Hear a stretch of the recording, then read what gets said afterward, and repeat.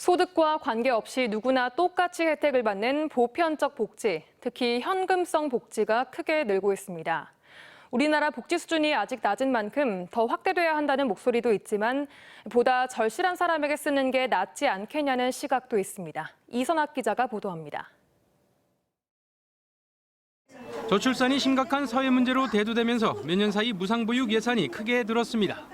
영유아 보육료에서부터 아동수당, 누리과정 지원, 출산 장려금 등 자녀를 키우면서 지원받을 수 있는 복지 혜택은 10여 가지가 넘습니다. 대부분 바우처나 현금성 복지 정책들로 지자체별로도 차이가 납니다.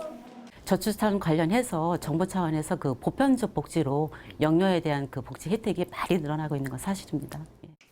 취업난으로 어려움을 겪는 청년들을 위해서는 높은 금리를 받는 청년 우대형 통장 등 금융 상품 외에 최근에는 지자체별로 경쟁적으로 청년 수당을 만들어 지급합니다. 문제는 이처럼 현금 복지가 우후죽순 늘면서 보편적 복지에 대한 문제 제기가 확산되고 있습니다.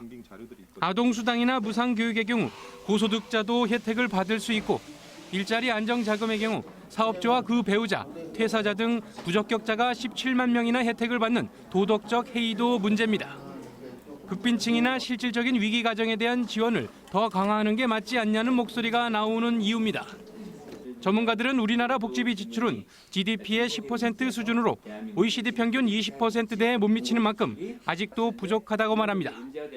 다만 복지비를 효율적으로 배분하고 사회 안전망을 갖추는 게 필요하다고 조언합니다.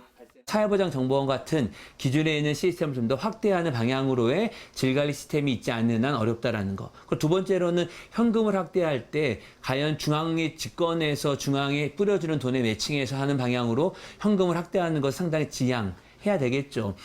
불확실한 경제 속에 어려움을 겪는 사람들이 늘어나는 상황에서 현금 복지의 확대만큼 실효성을 높이는 방안도 함께 고민해야 할 시점입니다. TJB 이선학입니다.